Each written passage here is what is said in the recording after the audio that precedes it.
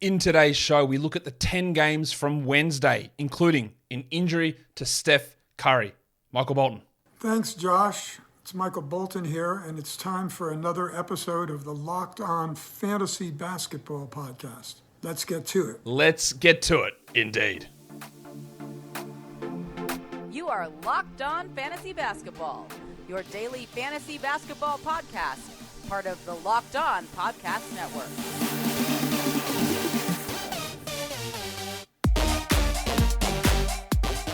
Hello and welcome to the Locked On Fantasy Basketball Podcast, brought to you by Basketball Monster. My name is Josh Lloyd and I am the lead fantasy analyst at basketballmonster.com.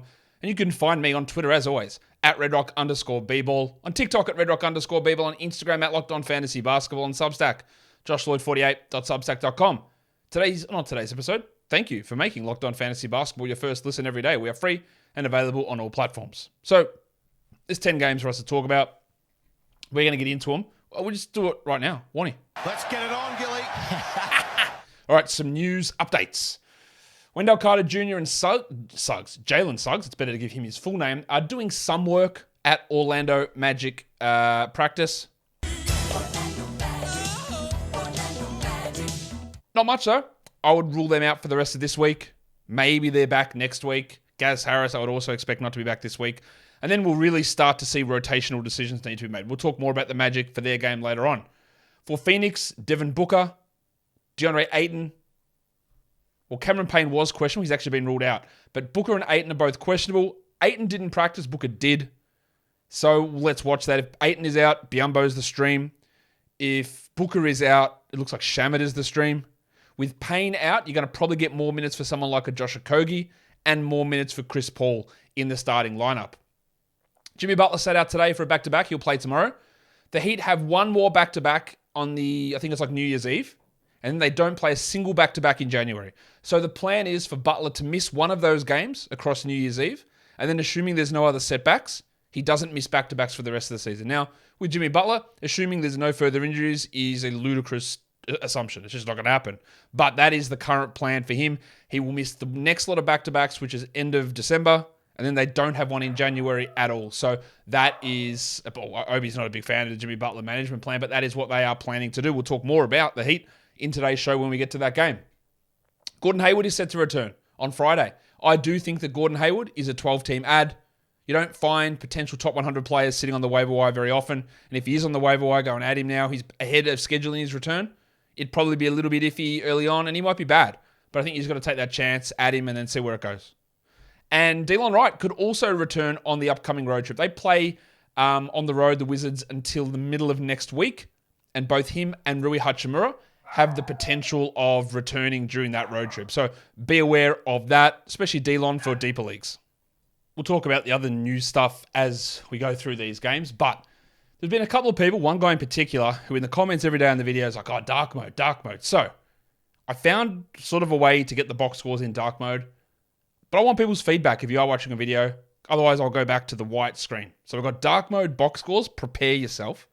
Get ready for it. And let me know your feedback on it. Oh, it's exciting. We're going to do the dark mode reveal. First game. The Hawks. The Magic. There it is. Is it good? Is it bad?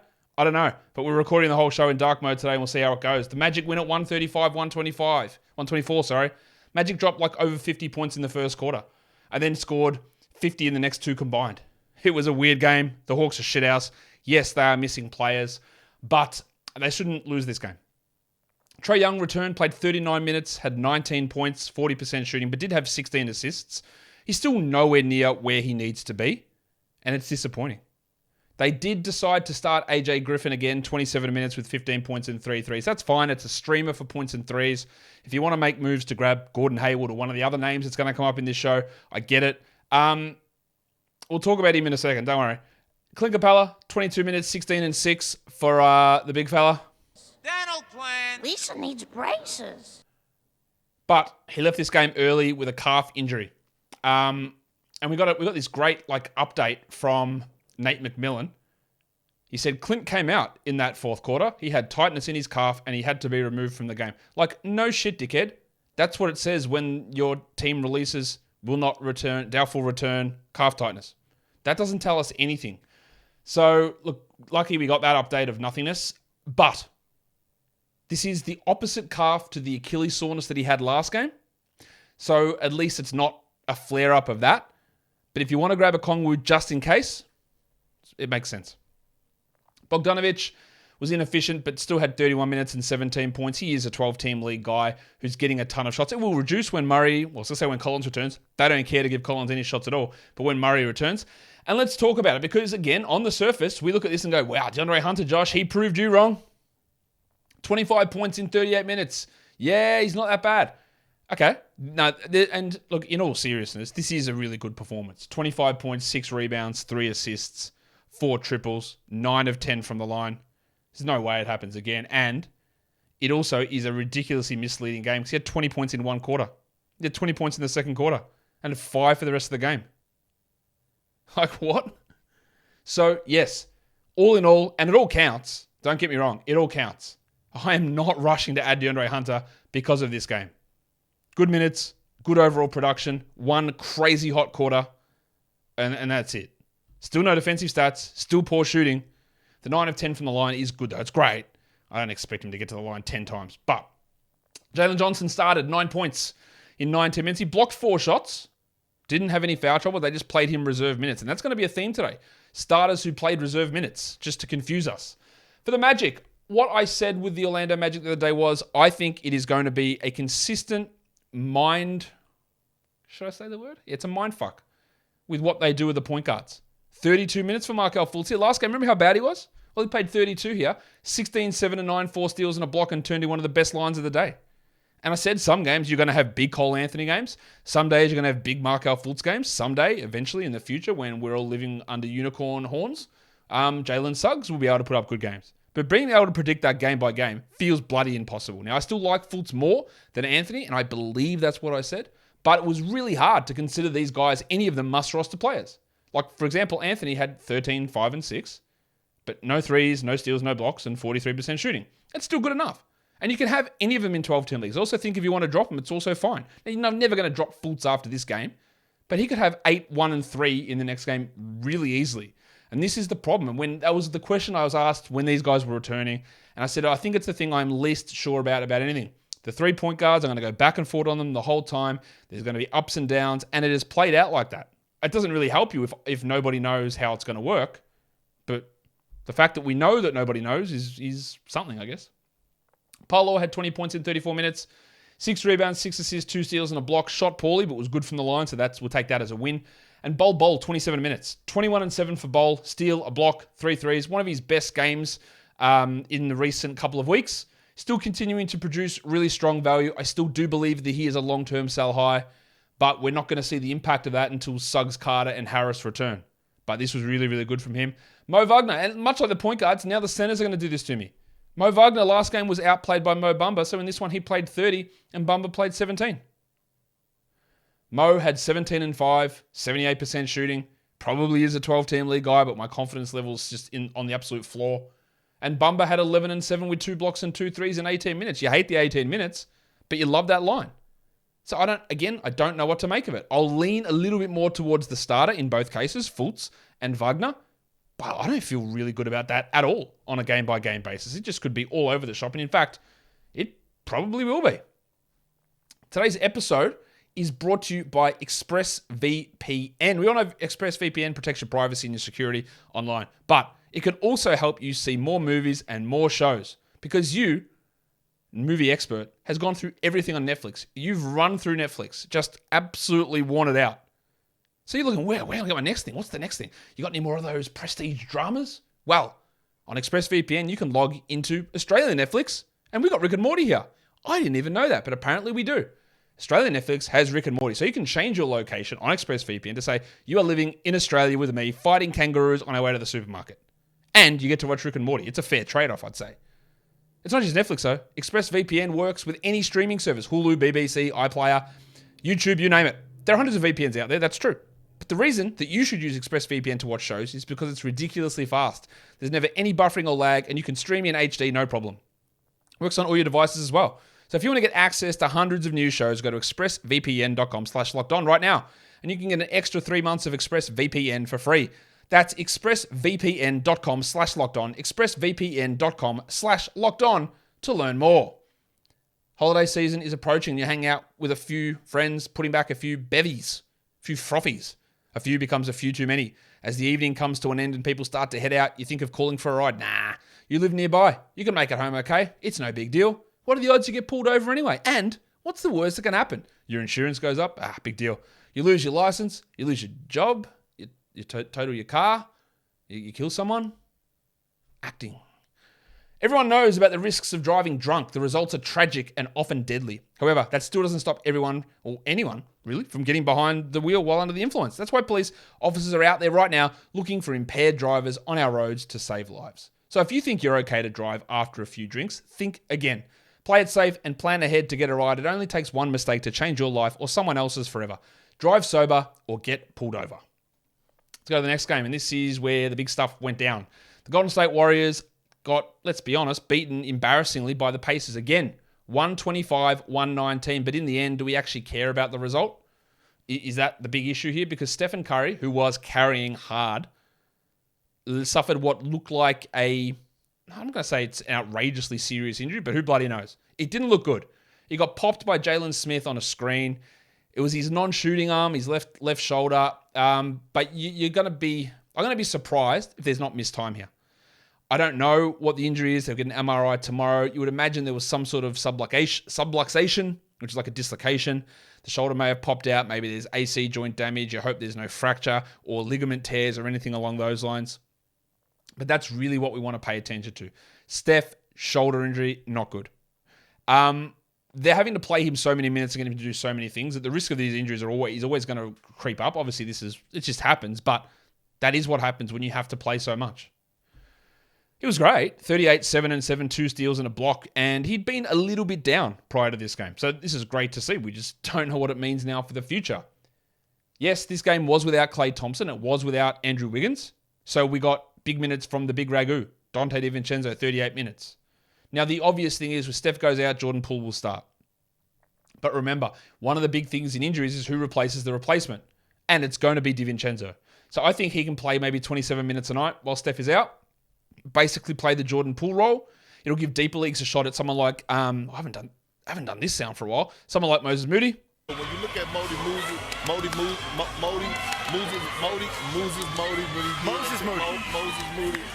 And let's be very clear here. Hey, by the way, DiVincenzo plus 19 while this team got beaten. Right? No one else was a positive apart from a couple of guys. No one else was double-digit positive. You might add DiVincenzo now, which I think is a solid move, and Curry might miss 0 games. And sometimes that's the risk you got to take. And you go, burnt an ad, right? Burnt an ad. It was the same thing when Walker Kessler started. That game went, all right, add him. Who knows what happens? Same thing when Ja Morant was week to week. You added Tyus Jones, and then he missed one game. You go, all right. I don't know how long Steph's going to be out. I don't. But if you wait to hear a diagnosis on Steph, wait till tomorrow, you're probably going to miss out on Dante. I'd rather add now. It's why you have a streaming spot. It's why you know who your worst player is. Shout out to Lonnie Walker or Dennis Schroeder, one of those guys. Harrison Barnes. Those guys sitting at the back end of your roster. Keegan Murray, Jaden Ivey, Benedict Mathurin. These guys sitting at the back end of your roster so that they can easily be expended to grab an opportunity like this that might turn into nothing very easily. We have no certainties in fantasy. There's no certainties in really anything. All right, but you take that opportunity when it presents. And that's why I think adding DiVincenzo, who was 15, 8 and 3 with 3 threes, didn't even shoot well to get that line.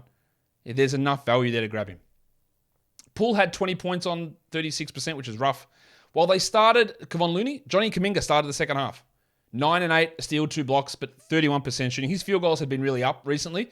This was disappointing. I think when Wiggins comes back, there's no real point holding him. Oh, yeah, by the way, Draymond had 1, 2, 3. The old counting line. 1 point, 2 rebounds, 3 assists, got ejected. Never plays well when something happens to Steph, it appears like, and there was no Wiggins or Klay as well. Good win for the Pacers, shocking loss for the Warriors, who just cannot do anything, really. Sitting on they just can't do anything when they're on the road. That's what I was trying to say. If we go to the rest of this game, the Pacers side of things, Halliburton was bad last game, but he was great here. 29, 4 and 6, 1 steal, 2 blocks, great percentages, 5 threes, awesome bounce back. While Miles Turner had 21, his block rate is down recently, Miles, so just be aware of that. Only had 1 here. Only had 2 rebounds, but he did hit 2 threes, and his value is tapering a little bit, while Buddy Hield was solid enough with 17 points. Aaron Nesmith was really good last game. 2 steals, 3 blocks, I believe he had. He ended up with 1 block on 29% shooting. It was worth a look to see whether you get some value, probably as a more 14-team league guy or as a deep 12. But I've under no illusions that he's going to remain a 12-team league guy. This is a rough game. Well, I think, again, we should have done this weeks ago, and I think most of you did. Jalen Smith. Stand by your man. Get that garbage out of here. Now, we did have 3 blocks, but 16-minute backup center with 4 points, 6 rebounds. I don't see why we want to hold on to that. As for Humpty Dumpty, Benedict Mathurin, he had also been struggling. But 24 points on 57% shooting is great. He added 4 threes. He shot them at 57%. Remember on the buy low, sell high show, I said he's shooting 12% from 3, and that is going to come up. So now he shot 57%. This happens in the NBA so often. Like you go from extreme shitness to unbelievable highness, and you go up and down and up and down. Is he a must-roster 12-team league guy? I don't think so. I still think that he is a stashable guy who's going to hurt you more than help you most of the time until we get into about another 6 weeks. But that is totally up to you and where you sit with your team and how willing you are to absorb the badness that will come. Speaking of badness, Nembhard had 8 points in 31 minutes, 3 rebounds, 3 assists. Not a great game. Didn't hit a 3. I think he is a softish hold, but I also don't think that the upside is there to be massive if Halliburton is in. So if you do want to move on, like if you want to say, hey, I'd rather sit on Mathurin, I get it. If you want to say, oh, hey, let's take a flyer on DiVincenzo, that's the perfect guy to drop to go and grab someone like that in that situation, I believe. Today's episode is also brought to you by the Master Chefs at Built Bar. Built Bar, you got to try this. Built Bar's new reimagined flavors. They're topping everyone. Cookie dough topper, coconut brownie topper, coconut brownie bar, and white chocolate peppermint granola. They are the new flavors that are out. Do any of those sound appealing to you? They all should. They sound bloody brilliant. But what is also appealing is at how shockingly low in sugar these are and shockingly low in calories. Like 130 calories a bar. So if you're just looking for a healthy snack or something to chew down on after you've been to the gym and want to get that protein straight down your mouth, Built Bar is the bar for you. They're revolutionizing nutrition. Can you believe that? The best tasting protein bars also revolutionizing nutrition. It is an uncommon combination. So go to built.com. You get 15% off your order by using the code LOCKEDON15 at built.com. Built Bar, they've got that dog in them, I guess. All right, the next game. Far out, we're running long. The Detroit Pistons. The Charlotte Hornets. This one went to overtime. The Pistons win at 141-134. Let's start with a couple of sound drops. Alec Burks. 27 points in 26 minutes for Alec Burks. 4 triples. It's not real. Like 67% shooting from the 3 and from the field. The 26 minutes might be real. 27 usage might be real. That shooting is not. Is he still at least a worthwhile look in a 14-team league? Yeah. Is he a solid stream guy on low volume 12 days? Probably, yeah. But I wouldn't say he's a must roster. It's also big minutes for Alf Stewart. Is that you, Mr. Stewart? Well, who the hell else do you think it'd be? Get in here, you pair of flaming galahs. Alf played 41 minutes. 19 and 11, 2 threes and 2 blocks. Now, prior to this, he'd really been struggling along. He is a 12-team league guy, I think, with limited upside, but this was big. Now, did he get these big minutes because someone like the depressed penis sucked? Yeah. He was bad, babe. 5 points in 18 minutes. Maybe he had that little run about 3 or 4 games ago where he pushed up 30 minutes and I was a little bit skeptical of it.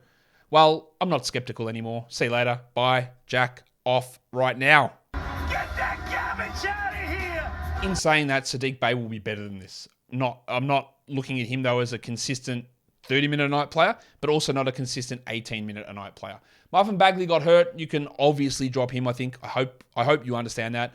I don't know if there's any severity to the knee. It was listed as soreness, but he's a backup. Jalen Duren's the future. Jalen Duren's the present. And Duren played 36 minutes. Now, Duren hadn't got to 30 minutes until Bagley got hurt. 7 points only on 25%, which for a center, yeah, shout out Precious Achiuwa. That's pretty hard to do. 19 boards and 3 blocks is great. He did get a couple of those blocks really late. He is a 12-team league guy. I don't know that we believe 36 minutes a night. I think that solely came because of Bagley's injury.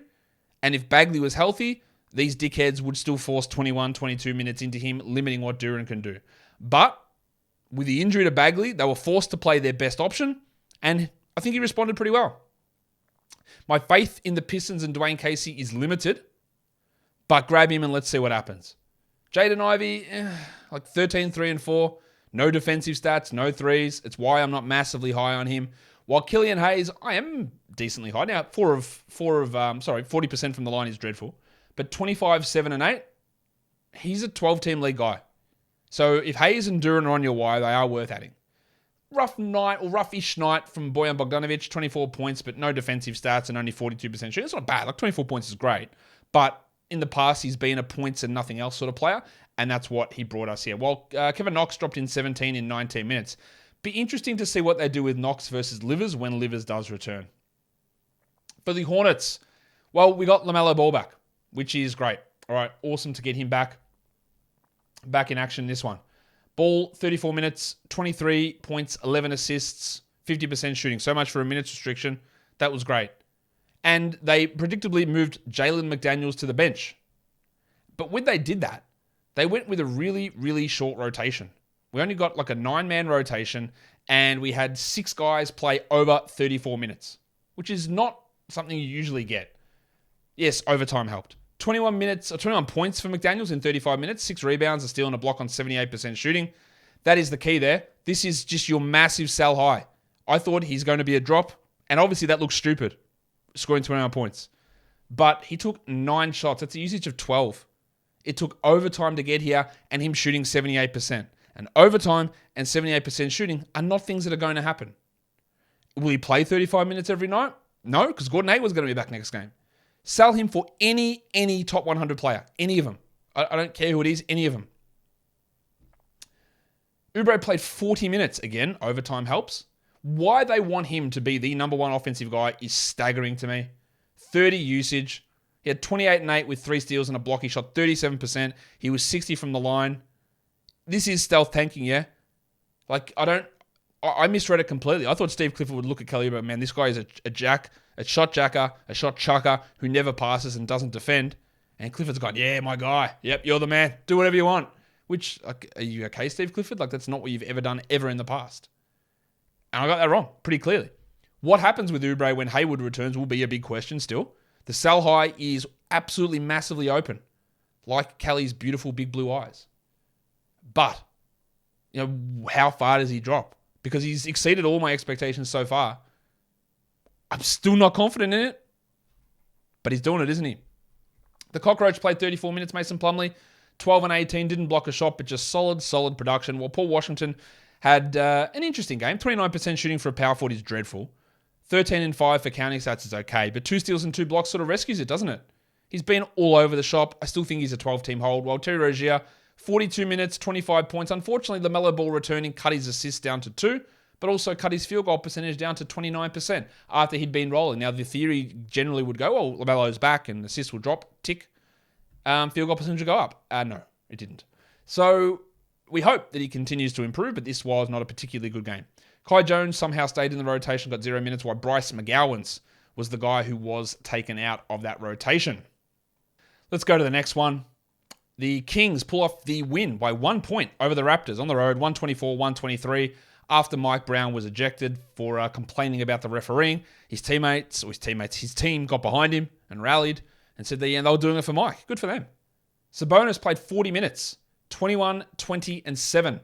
77% shooting. That is just a fantastic performance from Sabonis, who has been up and down, but over the last couple of weeks, mostly up, which is great after a rocky start. And I think we can ignore or throw away the De'Aaron Fox foot issue. 41 minutes on a back-to-back.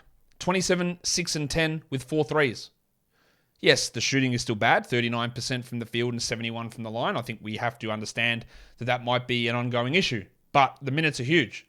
There was no Kevin Huerter, so they did start Terrence Davis, and he was pretty good. 19 points with 5 threes in 25 minutes. Keep an eye on that if Huerter misses more time. I don't think it's anything to be too worried about there, though. And then Malik Monk. We've seen Monk step it up now with Huerter out, and he loves playing with Fox. 24 points, 3 rebounds, 3 assists, and 5 threes. He had been struggling prior to this, but I do still think he's a 12-team league guy. While it was another disappointing night from Keegan Murray. 10 points. The 32 minutes is good, but 10 points, 33% shooting, no assists, 4 rebounds.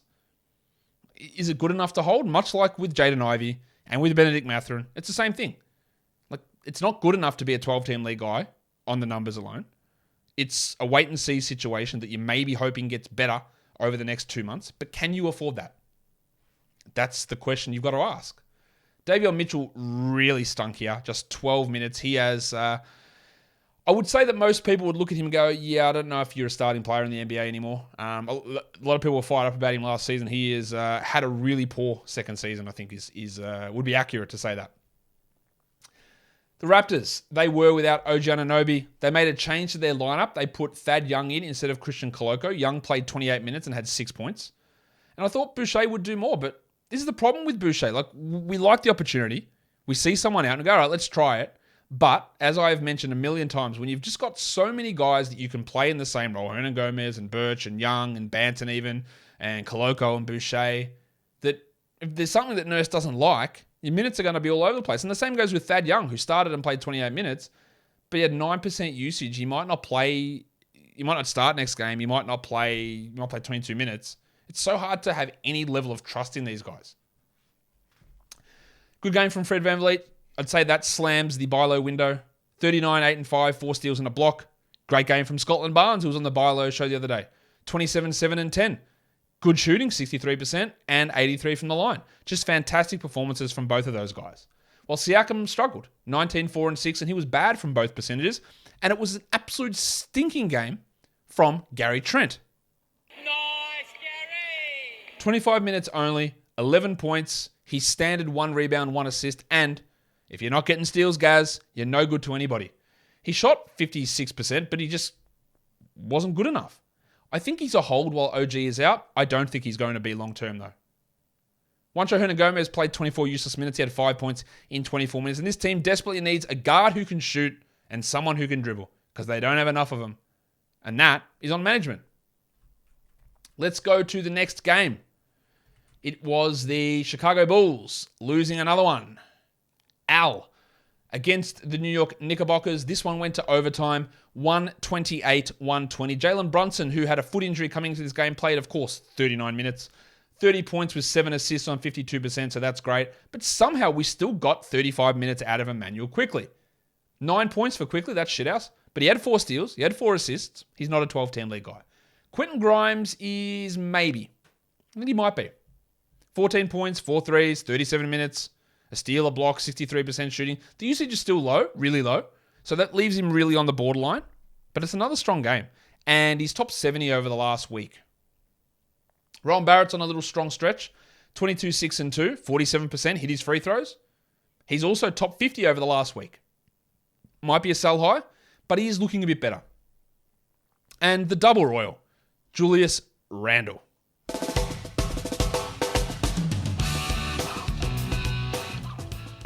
46 minutes.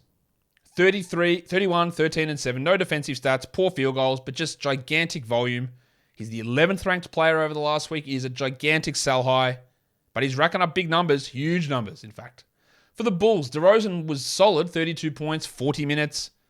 But everyone else is just like, I don't know, they're just not that good. 2 blocks for DeRozan's also a nice surprise, while Vooch had 19, 7 and 5. It's Big Vucevic. And remember when Billy Donovan said, no, Javonte Green's our starter. And then, no, when Javonte comes back from injury, he's going to be our starter. Well, Javonte played 10 minutes and Patrick Williams played 40. So, coaches lying is always great for us trying to project what's going to happen. Williams had 11, 2 and 5 with a steal and a block, which is a totally okay game. And the fact that it is totally okay means they'll probably stick starting him. So that plan of Javonte starting is likely out the window, which is frustrating for us trying to figure out where the value lies. I wouldn't add Pat Williams in 12-team leagues. Wouldn't look at that at all. But, the confusion still remains in terms of how the roles are being distributed. Zachary LaVine had 25, 5 and 3, which feels like the most Zach LaVine line ever. He got to the line only once, but took 23 shots. That is a ton. And Caruso did Caruso things. 5 assists and 3 steals. And he can't score at all. He had 4 points. But 32 minutes. And assists and steals, if you need them in category leagues, not in points leagues. If you need them in category leagues, there's enough value with a locked-in role there. Now, with both Dosunmu out and Lonzo, I'll talk about in a second. Kobe White played 27 minutes, 28 minutes actually, 12, 4 and 2 with 2 threes. Good game from him. He's playing a little bit better, moving into 14 to 16 team league value. As for Lonzo, the report from Woj today, it's seeming, or there is no real optimism or something along those lines that that Lonzo Ball is going to play this season, or the expectation or something along those lines, right? You can go ahead and, I've said this weeks ago, you can go ahead and drop him. He's not coming back before February at the very earliest. Yeah, you might get some sort of optimistic report at some point, but he's still in pain. I think we just write this season off, really. And it's just burning an absolute hole in your waiver wire or your injured reserve slot. I don't think he's playing. All the words sound really ominous in leading towards him not playing this season. And I think that should be your expectation with Lonzo Ball here. Let's do the next one. The Miami Heat eke out a win over the Thunder 110-108. Tyler Hero played 40 minutes in this one. Everyone has a hero. True. 0 people shouldn't have a hero. Hit a game winner, 35 points, 9 threes. No defensive stats, but 52% shooting is great. While Adebayo took a step back. Remember, we're watching where's the usage there? Well, he took 13 shot attempts to Hero's 23, but 15 and 13 is still really good. And Lowry had 14, 3, and 6 in his minutes. Double cheeked up on a Thursday afternoon. Remember the guys we were looking at as streaming options? Max Strus, 10 points in 18 minutes, replacing Jimmy Butler. They play Thursday, Saturday, so he's worth a hold there, but otherwise, no way he's a 12-team league guy. No way. Caleb Barton, 3, 4, and 5 in 34 minutes on 17%. He probably still can be a 12-team league guy, but his upside to me is just so small that when you are looking, again, put him in the mix of names. Do I drop him to add or try a Jalen Duren or to try a Dante DiVincenzo? Then yeah, you get rid of him. But the big surprise, or the positive surprise, is Victor Oladipo.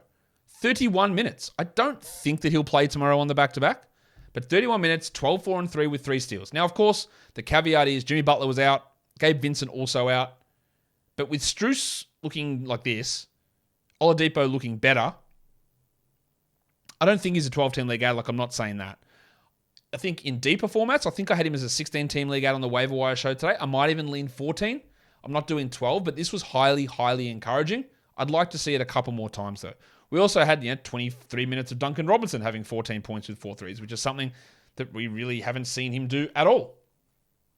For the Thunder, Shea, 27, 8, and 7, 50% shooting, another great game. While Giddey played 36 minutes, his hot shooting continues, 60%. 19, 11, and 7. Bit of a sell high for Giddey with this hot shooting, but at least we're getting the consistent minutes. And, all right, let's do it. The Bronco, Jalen Williams. Broncos country, let's ride. I think he's got to be rostered. Jeremiah Robinson-Earl's out for a fair bit of time here. Jalen Williams is just establishing himself as probably this team's third best player. 14, 5, and 2, 2 blocks and 2 threes. He's going to be up and down. I think he's got more value than Jaden Ivey at the moment, though, in category leagues at least. It's still going to be an iffy, rocky up and down period, but every game we just get a little bit better, and I think he should be rostered. Lou Dort had a really good first half, but only ended with 18, 3, and 4. And Baisley started with Robinson earlier, not Poku. Well, actually, let's talk Poku now. I'm going to just say one thing about Poku. Get that garbage out of here! You can't deal with this shit. 8 minutes, 0 points. See you later. Baisley had 12 and 5, a steal and a block. I wouldn't add Baisley, but that is really an encouraging line. So we watch it. We see what happens next game. Does he start and play 30 minutes again? Does he get 12 and 5 with a block or 2 blocks? He's had multiple block games multiple times this season. That always has value. So let's see what his role is. Just keep an eye on him. We also got Aaron Wiggins, who goes from 0 minutes to 25 all the time. He had 3 steals, Wiggo. Didn't miss a shot. He's only a deeper league guy, but when he plays, there's always a little bit of something there from Aaron Wiggins. The next game, the Portland Trailblazers get a comfortable win over the San Antonio Spurs, 128-112. Lillard, again, brilliant. 37, 5, and 8, 7 threes, 2 steals. Number 1 player over the last week. He's killing it. Had him first round. I think he's going to get back there. In fact, he's already the 10th ranked player, so yeah, he's already back there. And what is encouraging is to see Anthony Simons, yes, it's against the Spurs, but 23 points on 60% shooting with Lillard there, and Grant had 18, 4, and 2, a steal and a block on 54%. So good games from those guys. Simons has been struggling. He's 126th over the last week, including today. And just we have to understand that I don't think he's going to remain a top 50 guy when Lillard is healthy. Top 70, 80, possible, yeah. Josh the Hitman Hart struggled. 5 points, 10 rebounds, 3 assists on 29% shooting. I still think he remains a 12-team league guy. I wouldn't panic too much there. Well, Justice Winslow played 30 minutes last game, and there were some people overreacting to that a little bit, but he had 2 points in 15 minutes. He's pretty clearly a 12 and probably a 14-team league drop. For the Spurs, they continue to do this dick thing where they're bringing Devin Vassell and Jeremy Sohan off the bench. For what reason, I have no idea. Only 26 minutes for Vassell. It is very clear in my mind that he is their best player. 13, 2 and 4, 3 steals and a block. Now, he shot horribly. 25% is terrible. It's frustrating. There might be a huge buy low opportunity here for Vassell. I think there could be. Charles Bassey started. Goldfinger played 20 minutes, had foul trouble. 6 and 5 with 2 blocks. Now, I don't know if Collins is going to play next game. Pirtle will probably be back some point next week. If you want, like, Bassey can be streamed for sure. But when you're talking longer term, guys like Duren and Kessler as centers, or even a Kongwu with the injury to Capella, which we don't know how serious it is. But they're guys I'd prefer over Bassey. Josh Richardson started, only played bench minutes, 11, 2, and 0 with 4 steals. And Keita Bates-Diop started over Sohan and had 13 and 4 with 2 steals. Good steal numbers, but they're only deeper league streamers. As for Keldon Johnson, well, 25 and 7 on 63%. Fantastic, mate. Well done. And then he goes 4 of 8 from the line and just kills you in that area. He still obviously is a 12-team league guy, but you just got to accept there's going to be so many hits that you take from him. He's going to get better in areas, but will he put it all together in this role that really is outsized for him? I don't know. Trey Jones, 10 and 4, 6 assists. Not his best game. He had been playing well, but this one was a little bit below par for Trey Jones. All right, next game, the Cavs and the Dallas Mavericks. Cleveland wins it on the road, 105-90. Donovan Mitchell, another huge, huge game. 34, 3 and 4, 6 triples and a steal. And I think he's a massive sell high because look at this shooting. 64% from 2, 67% from 3, 65% overall. There's just no way. He's been great for like 25 games already this season. I fully admit that. Finding someone to shoot at this level for that long, for another 50 games, seems impossible to me. If you can't pull off a good sell high, just roll with him. He's really good. But it feels like there's going to have to be a drop. Darius Garland, well, that's the opposite. It's a massive buy low. He is getting absolutely eaten by Mitchell. 12, 2 and 6, shooting poorly. I think his eye is really getting cooked. Only 18 usage as well. Really, really bad. Now, we were a little bit down on both Garland and Mitchell in the preseason, had them as like 3rd to 4th round guys. Mitchell has obviously blown that through, and Garland, that's sort of where he is after a strong finish last season. Evan Mobley, 14, 7 and 6. That's a good game. And Allen had 14 and 6 too, but it was also a great game from Lamar Stevens. Do I care? Not really. But 18 and 11 in 38 minutes is good because I just don't see how Lamar Stevens has any sort of reliability to do that. But what he did was play 38 minutes, and that's really important with the injuries to Wade. Or the injury to Wade. Dracaris Levert. Dracaris. Yeah, we knew that last game was a little fluky, so he had 11, 3 and 3 with no defensive stats, no threes, and 40 from the field and 50 from the line. A typical Karis LeVert turdburger. He is not a 12-team league player. Kevin Love also isn't. He did have 9 rebounds, though, but he's not a 12-team league guy. For the Mavericks, Doncic did his thing, 35 and 6, a steal, a block. 39 from the field's rough, but 10 of 11 from the line is really good. And they made a change in the second half. They benched Dorian Finney-Smith, who, let's be honest, has been bad all season. And they started Reggie Bullock, who, after being bad all season, is actually shooting the lights out over the last 10 games or so. 36 minutes for Bullock, 12 points with 3 threes. He's not an ad in 10 or 12 or 14 team leagues, but he at least moves into the 3-point streaming territory. They also started Christian Wood over Dwight Powell in the second half. 35 minutes for the Woodsman, 20 and 7 with 4 threes. Does this mean it will happen every game? I wouldn't hold my breath, but it's a step in the right direction.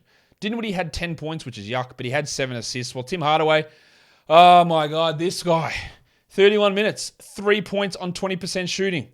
Just every 3-point shooter, the same.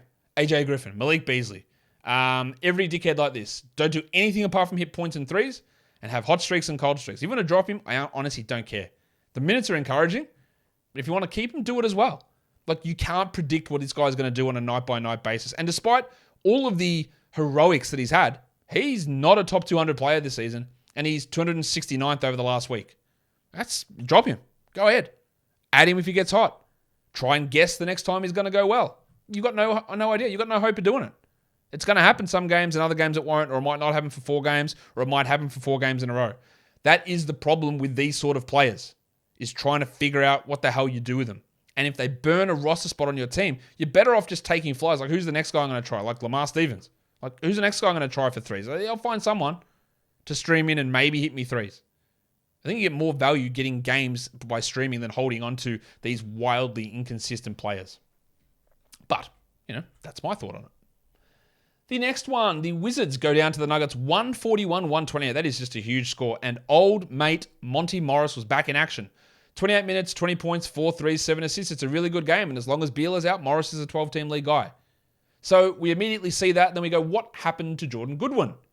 Well, he played 21 minutes. 12 points, 6 assists. That's still pretty good. But like I said, the expectation that Jordan Goodwin would play 30 minutes a night when Morris and Beal all returned was nonsense. You can keep streaming him if you like. That's not a bad line. It is just not going to last the rest of the season, or really might not even last next game. Dan Gafford didn't start, but played 26 minutes, 11, 8, and 3, 1 steal, 2 blocks. Good. As long as Porzingis is out, he's worth the ad. Well, Taj Gibson started and played bench minutes. Cool. Good on you, Wes. 8 points for him with 2 steals and a block. Farton Will Barton. No, you will! No, he's ready to sack that. Run, Will! Give it off quick! Like, if you know anyone who's a Will Barton fan, first of all, I'm sorry. But secondly, you trade him right now. 22 points, 9 assists with 4 threes. This is 2 gigantic games in a row for Barton. It is coming with Beal out. He was literally the worst player in the NBA about 2 weeks ago. It's a good game. Really good game. I have no faith in it at all. But I probably have more faith in him than Corey Kispert, although Kispert was better. But he is one of those guys who's a 3-point guy only. 16 points, 4 threes, nothing else. Never going to be anything else. And when Beal comes back, he loses all value too. Avdia, 9, 6, and 5, 3 steals and a block is a great category league line. It's a terrible points line. Until Beal comes back, you can keep going with him. Well, Kuzma, holy crap. The free throws, he is killing you. 24 and 2 and 4 is good. 4 threes is good. 56% on 16 attempts is great. But another bad free throw night. 2 of 6. And you don't consider him a terrible free throw guy. He has put you in a real hole so far this week. There's nothing you can do about it. Because you're not dropping him. You're not reassigning your whole team based on him being a punt free throw guy. He just happens to have been that the last 2 games. For the Nuggets.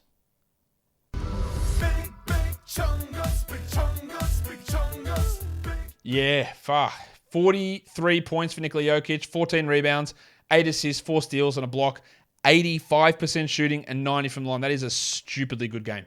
The big stiffy, the 5-minute man, Bones Highland, 23, 2, and 6 on 73%. Well, that's not real. His shooting numbers are through the roof, as is his usage. He remains a 12-team league guy while Maga Porter is out, but there's going to be some drop. While Brucey Brown, 13, 3, and 4, also remains a 12-teamer. KCP was pretty good. 31 minutes, 11 points, 3 steals, 1 block. I do not believe that he's a must-roster player. While this one stunk for the headmaster, he choked down 5 points with 4 rebounds and 6 assists on 33% shooting. He was just really bad, but he'd been playing really well before this, so don't panic or don't do anything stupid here. While Aaron Gordon, his strong season continues. 22, 7, and 3. Good field goals, good free throws. He had cooled a little bit before this game, but that is still really, really strong. While Christian Brown played a lot, I think he's a good player, but the fantasy value is not there. 8 points, 1 rebound, not much else. While Vlatko Chanchar and Ish Smith have gone back out of the rotation after having a little stretch of being rotation players. And let's do the last game of the night. The Minnesota Timberwolves, they fall to the Clippers in a low-scoring game, 99-88. Goose was pretty good.